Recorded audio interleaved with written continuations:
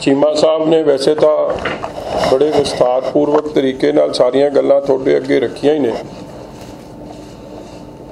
Today it's been a very sad day for democracy. मैं समझदा Congress party ने, कांग्रेस सरकार ने जिवें डेमोक्रेसी का अज मर्डर किया है, जिवें गुंडागर्दी का नंगा नाच खेडिया गया है, ये तुहाडे सारिਆਂ ਦੇ सामने ਵੱਖ-ਵੱਖ चैनल भी विखा रहा, तुहाडे सारिਆਂ ਦੇ सामने भी आया।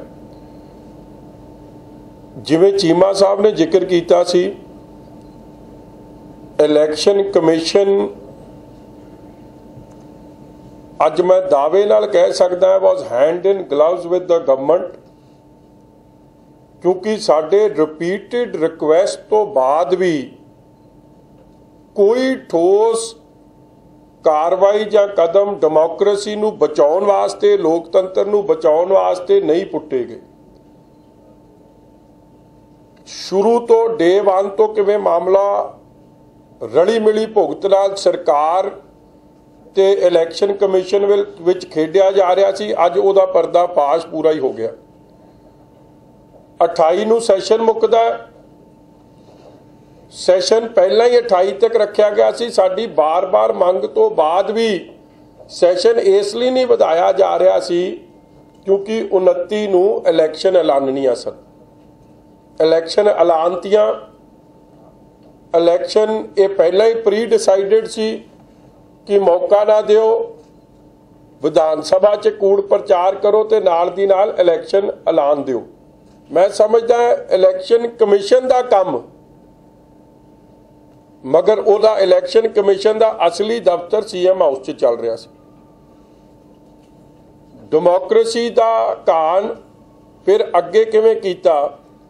मोगे दे एडीसी साहब ने, तुसी आप ही वो खबर पढ़ ली जिथे उन्होंने सीधे आरोप, फॉरगेट ऑपोजिशन, जेडे आरओ सी जिन्हां ने सारी ये प्रक्रिया वेखनी सी, उन्होंने स्पष्ट कहता कि मैनू कांग्रेस के MLA बाई नेम उन्होंने दसे कि कौन उन्होंने थ्रैट कर रहे सी।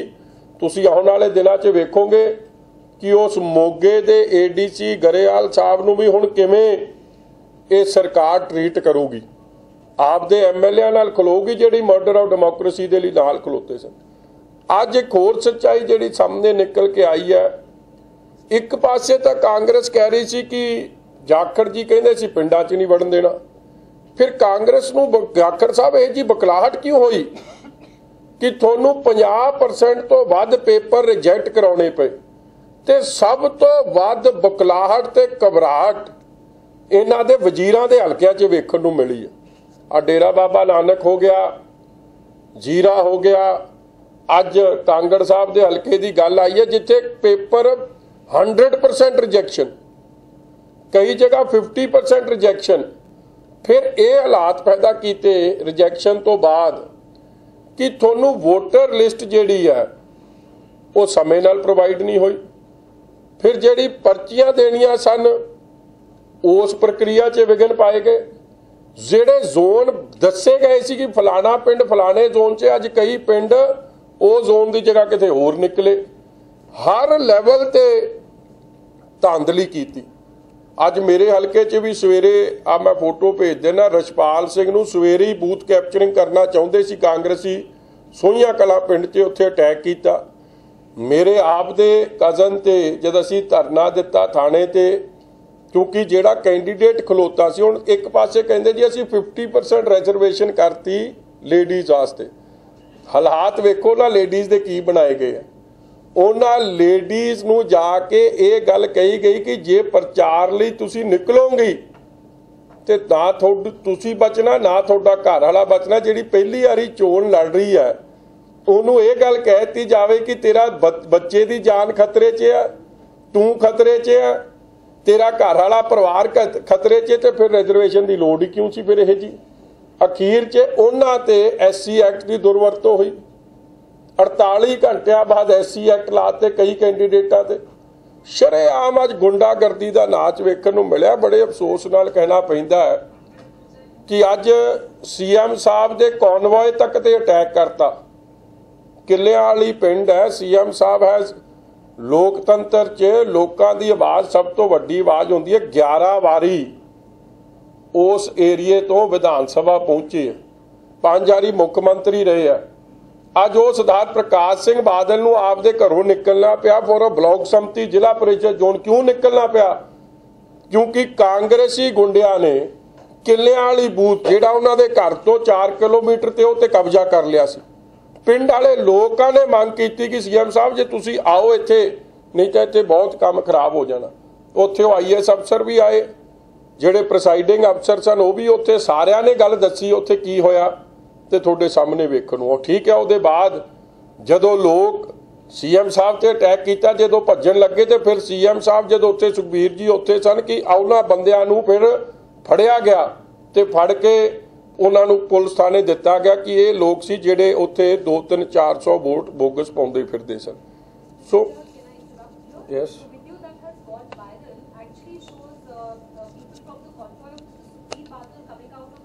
actually madam, you haven't seen the earlier part. The earlier part is why did Sukhbir ji and Badal Sahab had to go to Kilianwali? Because they got a call that this the booth has been captured by the Congress goons, and Mr. Badal called up the SSP. He did not take his call. It has happened for the first time. I don't know. I don't know for right now. And then there is a video that Sukhbir ji is talking to the IAS officer, I think, who's the observer there or the DC, and the presiding officer is complaining कि yes, there has been a kabza. People walked in here, they took अपने आप bogus voting हुई है, and your media person is standing there and he is cooperating the facts. So when he comes out and all these cars have left, one car I think somehow lost its way and it was leaving. Then these guys shouted, people from the village, that they were also involved. So those guys got off from the car and started running, and they were chased and caught by the people because the police became mute spectators, started supporting them, and those people had the courage to, what I've been told, to even attack the CM's convoy.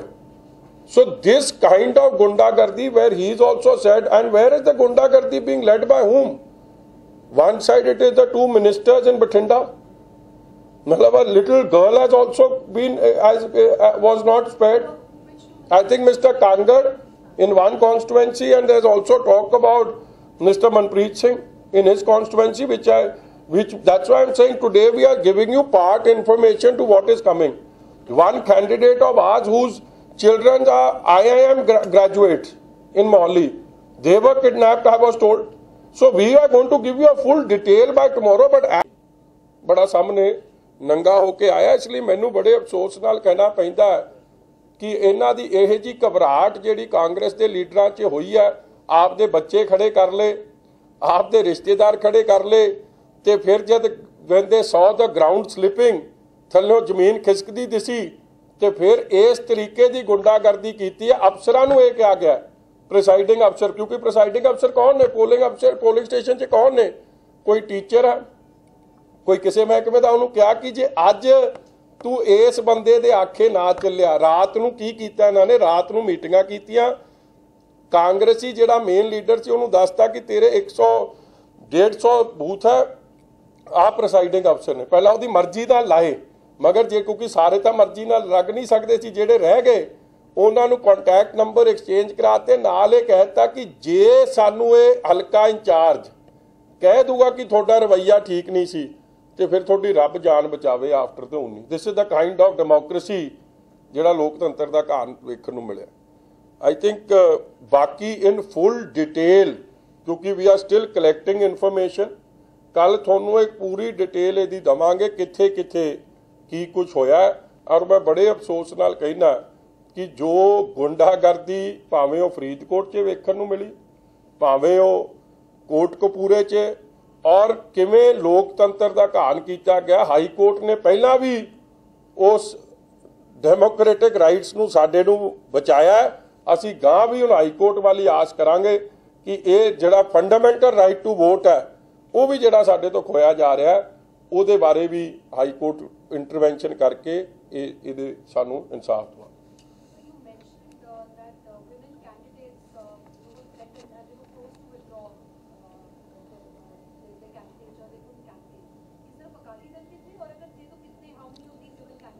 Ma'am मैं आपको अगर आप मेरे से Amritsar Tarn Taran I can give you full, आप ये वैसे you should do a study कि ये कहते थे कि हमने 50% रिजर्वेशन करी है। आप ये देखो कि 50% से रिजर्वेशन में से कितने ब्लॉक समिति और जिला परिषद के कैंडिडेट अनअपोज्ड आ गए। तरन तारण का एक मैं एग्जांपल छोटा सा दे दूं, 20 में से 9 इनके कैंडिडेट अनअपोज जीत के आ गए, इलेक्शन ही होने दी। अच्छा, एक और मोडस ऑपरेंडी क्या करा इस बारी नई चीज, बहुत ज्यादा पुलिस प्रेजेंस होती थी गेट के बाहर, तो ऐसे लगता था कि जैसे शक्ति बड़ी है, मगर वो शक्ति सिर्फ फॉर श्रोमणी अकाली दल। और बाहर हमारे जो लोग आते थे कागज भरने के लिए, दे वर टोल्ड कि तुसी अंदर नहीं जा सकते, अंदर सिर्फ कैंडिडेट जाऊगा, होर कोई नहीं जा सकता। और ना the lady who's contesting for the first time, ਉਹਨੂੰ ਵਿਚਾਰੀ ਨੂੰ ਕੀ ਪਤਾ ਹੈ ਕਿ ਮੈਂ ਆਪਦੇ ਕਾਗਜ਼ ਕਿਵੇਂ ਚੈੱਕ ਕਰਾਉਣੇ ਕੀ ਕਰਨੇ, ਮਗਰ ਚਲੋ ਇਹਨਾਂ ਨੇ ਰੌਲਾ ਰੂਲਾ ਪਾ ਕੇ ਜਾਣ ਨਹੀਂ ਦਿੱਤੇ। ਸੋ ਵੀ ਡਿਸਾਈਡਡ ਕਿ ਜਿਹੜਾ ਕੈਂਡੀਡੇਟ ਪਹਿਲਾਂ ਇਲੈਕਸ਼ਨ ਲੜ ਚੁੱਕਿਆ he will help her, he will guide her. ਅੰਦਰ ਕੀ ਕਰਦੇ ਸੀ, ਜਦੋਂ ਅੰਦਰ ਵੜੇ, ਅੰਦਰ 100 ਕਾਂਗਰਸੀ ਇਨ ਦ ਡੀਸੀਜ਼ ਆਫਿਸ ਜਾਂ ਜਿੱਥੇ ਵੀ ਕਾਗਜ਼ ਡੀਸੀਜ਼ ਕੰਪਲੈਕਸ ਉਹ ਬੈਠੇ ਹੁੰਦੇ ਸੀ, and they would snatch the papers, tear the papers, and what was the candidate left to do? ਜਿਹਦੀ 3 ਵਜੇ ਨਾਮਜ਼ਦਗੀ ਖਤਮ ਸੀ। So this more happened on the last day, and ਤੁਸੀਂ ਜਿੰਨੀ ਨਾਮਜ਼ਦਗੀ ਲਾਸਟ ਡੇ 'ਚ ਸੀ ਸਭ ਤੋਂ ਵੱਧ ਇਹ ਮੋਡਸ ਆਪਰੈਂਡੀ ਉਦੋਂ ਅਪਣਾਇਆ ਗਿਆ। ਫਿਰ ਜਿਹੜੀ ਔਨ ਦ ਡੇ ਆਫ ਜਿਸ ਦਿਨ ਕਾਗਜ਼ ਚੈੱਕ ਹੋਣੇ ਸੀ, ਕਾਗਜ਼ ਚੈੱਕ ਕੌਣ ਕਰ ਰਿਹਾ? ਅਫਸਰ ਤਾਂ ਬੈਠਿਆ, ਨਾਲ ਇੱਕ ਕਾਂਗਰਸੀ ਬਿਠਾਇਆ ਹੈ, ਉਹ ਦੱਸ ਰਿਹਾ ਇਹ ਨਹੀਂ ਠੀਕ ਜੀ, ਇਹ ਕੱਟ ਦਿਓ ਜੀ। 200 ਰੁਪਏ ਦੀ ਸਲਿੱਪ ਲੱਗਦੀ ਸੀ ਕਾਗਜ਼ਾਂ 'ਚ, ਜੇ ਸਭ ਕੁਝ ਠੀਕ ਹੈ ਤੇ ਉਹ ਪਰਚੀ ਪਾੜ ਦਿਓ ਕਿ ਇਹਨੇ ਤਾਂ ਪੈਸੇ ਨਹੀਂ ਜਮ੍ਹਾਂ ਕਰਾਏ। ਹੁਣ ਉਹਦਾ ਕੌਣ ਮੁੜ ਕੇ ਕਿੱਥੋਂ ਪ੍ਰੂਫ ਲਿਆਉਂਦੇ ਫਿਰੋਗੇ? ਫਿਰ ਕਹਿਣਗੇ ਜੀ ਇਹ ਨੰਬਰ ਨਹੀਂ ਕੀਤੇ, ਮਤਲਬ ਈਚ ਡਾਕੂਮੈਂਟ ਹੈਡ ਟੂ ਬੀ ਨੰਬਰਡ। ਉਹ ਕਹਿੰਦੇ ਸੀ ਜਿਹੜੀ ਪਰਚੀ ਤੇ ਨੰਬਰ ਨਹੀਂ ਲਾਇਆ। ਹੁਣ 200 ਰੁਪਏ ਦੀ ਸਲਿੱਪ ਤੇ ਕਿਹੜਾ ਨੰਬਰ ਲਾਉਣ ਨੂੰ ਕਿਹਾ ਸੀਗਾ? ਇਕੱਲੇ ਡਾਕੂਮੈਂਟ ਡਿਪੋਜ਼ਿਟਡ ਤੇ ਨੰਬਰ ਹੋਣਾ ਚਾਹੀਦਾ ਸੀ।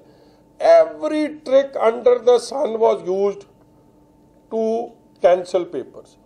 ਤੇ ਇਹ ਡੈਮੋਕ੍ਰੇਸੀ ਦਾ ਘਾਣ, ਐਕਸਚੈਕਰ ਦਾ ਮੈਂ ਸਮਝਦਾ ਸ਼ਰੇਆਮ ਲੁੱਟ ਲੋਕਾਂ ਦੇ ਪੈਸੇ ਦੀ ਐਕਸਚੈਕਰ ਦੀ ਇਹਨਾਂ ਨੇ ਕਰਾਤੀ। ਜੇ ਇਹ ਜੀ ਇਲੈਕਸ਼ਨ ਕਰਾਉਣੀ ਸੀ ਤੇ ਕਾਂਗਰਸ ਭਵਨ ਤੋਂ ਇਹ ਕੈਂਡੀਡੇਟ ਆਪਦੇ ਜੇਤੂ ਐਲਾਨ ਦਿੰਦੇ ਤੇ ਕੰਮ ਮੁੱਕਦਾ। ਇਲੈਕਸ਼ਨ ਕਮਿਸ਼ਨ ਤਾਂ ਮਿਊਟ ਸਪੈਕਟੇਟਰ ਰਿਹਾ ਸੀ, ਵੀਡੀਓ ਰਿਕਾਰਡਿੰਗ ਮੰਗੀ, ਨੋ।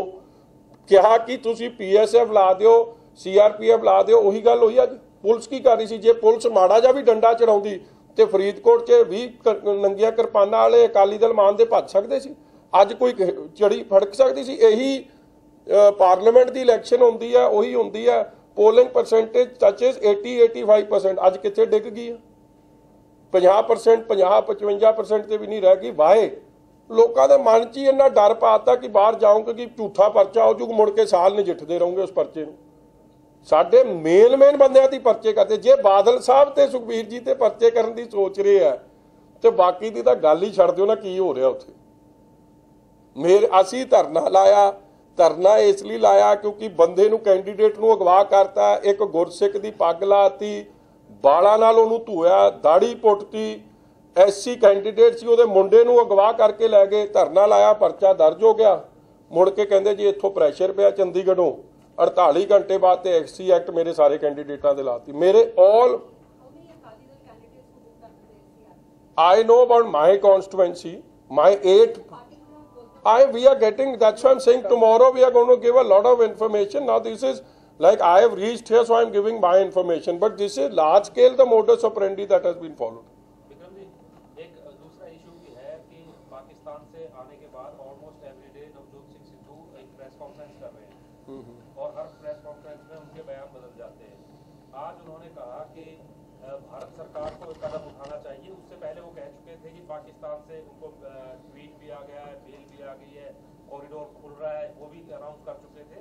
लेकिन आज पाकिस्तान के जो MO हैं तो उन्होंने स्पोक पर्सन ने प्रेस कॉन्फ्रेंस करके कहा कि ऐसा कोई भी एजेंडा उनके उसमें नहीं है अभी तक। देखो मेरे को, मैं बड़े दुख नाल ये गल कह रहा यार, ये बड़ा कम हो।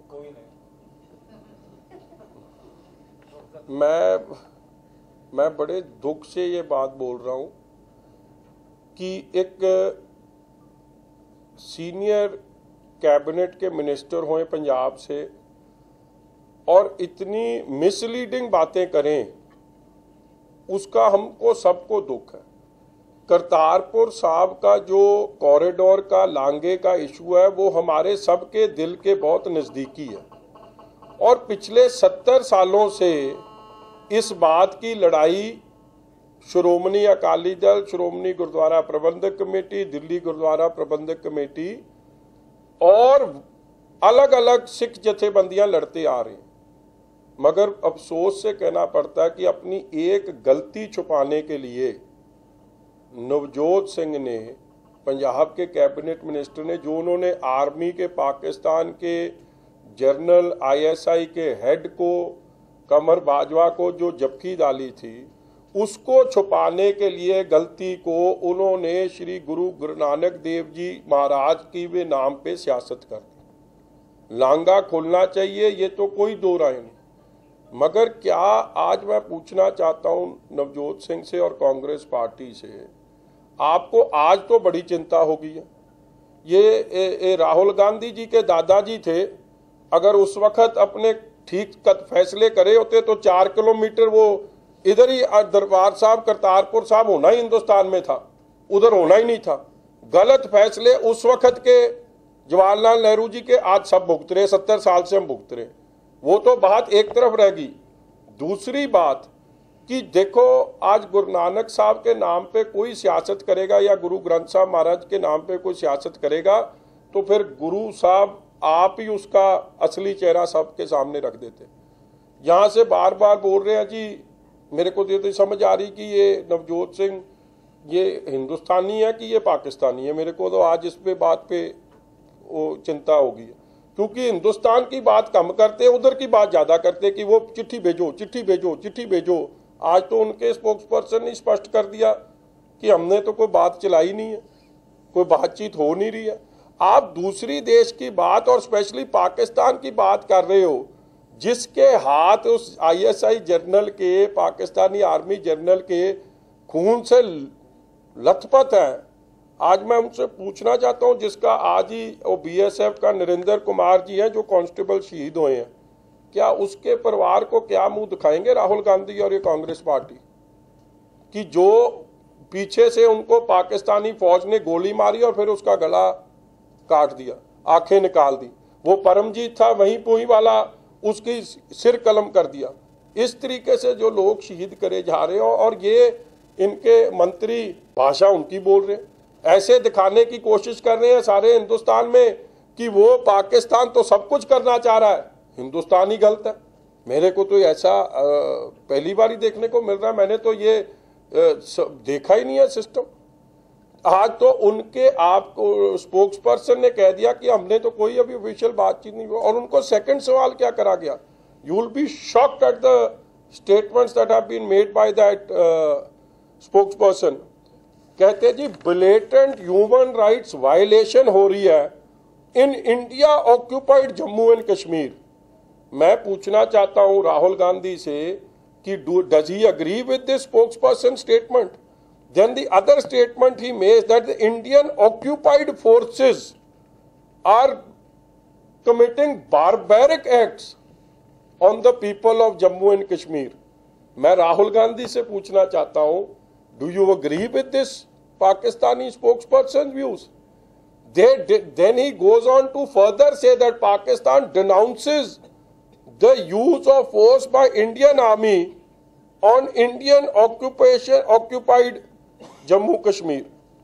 मैं जो कश्मीर ऑक्यूपाई उन्होंने करा हुआ है जम्मू पाकिस्तान ने, और जम्मू कश्मीर में इतनी ट्रबल क्रिएट कर रहे हैं, पंजाब में ट्रबल क्रिएट कर रहे हैं। और आपने सुन ही लिया है कि 550 साल जो सेलिब्रेशन है वो 2020 वाले वहां से स्टेटमेंट दे रहे हैं कि हम वहां पे सबसे आगे होंगे।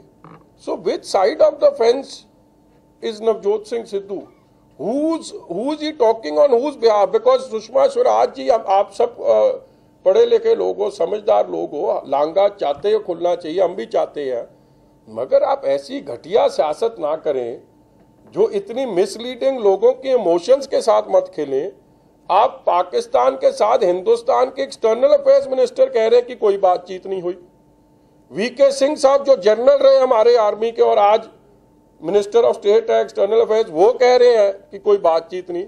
निर्मला सीतारमण जो हमारे देश की डिफेंस मिनिस्टर है, वो भी महसूस कर रही है कि ऐसी जफ्फी जब इंडिया का मिनिस्टर कोई जाके उधर के पाकिस्तानी जनरल को डालता है तो हमारे लोगों का मोराल नीचे होता है। राजनाथ सिंह ने स्पष्ट कर दिया है कि आईबी की जो रिपोर्ट है और जो मैं आज पढ़ रहा था कि high alert along the LOC हो गया कि आने वाले दिनों में गड़बड़ और अटैक ऑन इंडियन सोल्जर्स और बढ़ेंगे, मतलब कि और शहीद होंगे, और शहीद होने वालों की गिनती इनकी जफ्फी के बाद कम नहीं हुई है, वो बढ़ गई है।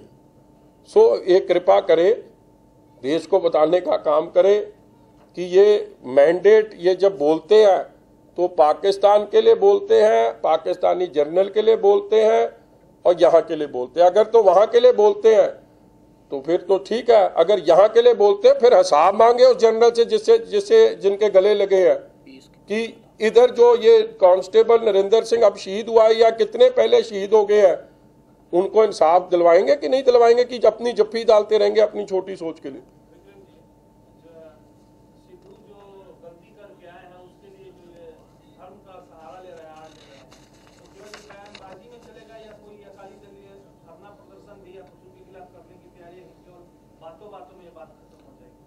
ऐसे अजी सिद्धू साहब एक झूठ बोले होंगे तो धरना प्रदर्शन करेंगे, तो आई बात बात पे झूठ बोलते, इतना रंग तो गिरगिट नहीं बदलता जितना ये बदल जाते हैं।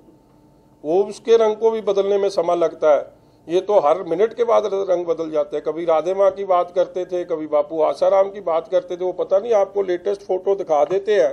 अब तो राम रहीम को भी मत्था टेक के की फोटो आ गई और बात करेंगे गुरु ग्रंथ साहब महाराज की। तो इनकी के बातों का वो सब तो ठीक है, मगर जब देश के शहीद के साथ अपमान होना शुरू हो जाए तो फिर बात थोड़ी चिंताजनक है। और एक मिनिस्टर कांग्रेस पार्टी का, राहुल गांधी जो अपने आप को कहती है कि हम नेशनल पार्टी हैं, उनका मिनिस्टर बात पाकिस्तान की करे और हिंदुस्तान की ना करे, पंजाब की ना करे, तो मन में बहुत दुख आता है और बड़ा अफसोस आता है। और सवाल मैं पूछता हूं राहुल गांधी जी से कि आप अपने मिनिस्टर के साथ सहमत है कि वो शहीद के परिवार के साथ आप खड़े?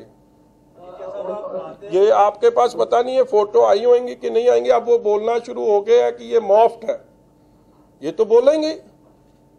हम तो बोलते ये आदमी मॉफ्ट है, ये आदमी मतलब इसके पंजाब को भी अपनी स्थिति स्पष्ट करनी चाहिए इस मामले पे, जिस तरह से शहीदों का अपमान हो रहा है। देखो, मैं देश का डिफेंस मिनिस्टर सबसे सत्कारजोग शख्सियत मानी जाती है, बिकॉज शी हैज हमारे देश की सिक्योरिटी उनके हाथों में, उन्होंने जो स्पष्ट कर दिया। फिर इनके मुख्यमंत्री जो फौज में रहे हैं उन्होंने स्पष्ट कर दिया। जनरल वीके सिंह के तो ये गले लगते नहीं है, या आज जो हमारे जनरल साहब हैं उनके गले तो लगते नहीं है, वहां पे जाके गले लगी जा रहे हैं और आप जैसे मेरे जैसे को झूठ बोल रहे हैं, यहाँ पे धार्मिक भावनाओं से खेल रहे। I don't think this is justified. और आप उस शहीद के परिवार को, ये कांग्रेस पार्टी क्या जाके बोलेगी, ये जो शहीद आज करा है, जिसके पीछे से गोली मारी है, उसकी आंखें निकाल दी है, उसका गला काट दिया है, क्या जाके उनको जवाब देंगे? और जब पाकिस्तान ने स्पष्ट कर दिया कि कोई बात नहीं, तो फिर क्या? जब पाकिस्तान गए थे तो किसी गुरुद्वारा साहब में माथा टेकने गए थे? हाँ जी, करतारपुर साहब गए थे जब ये पाकिस्तान गए थे। नहीं, मेरे को दिन इधर तो राधे माँ के चरणों में मत्था टेक के गए थे, उधर तो किसी पर गुरुद्वारे में मैंने मत्था टेका नहीं।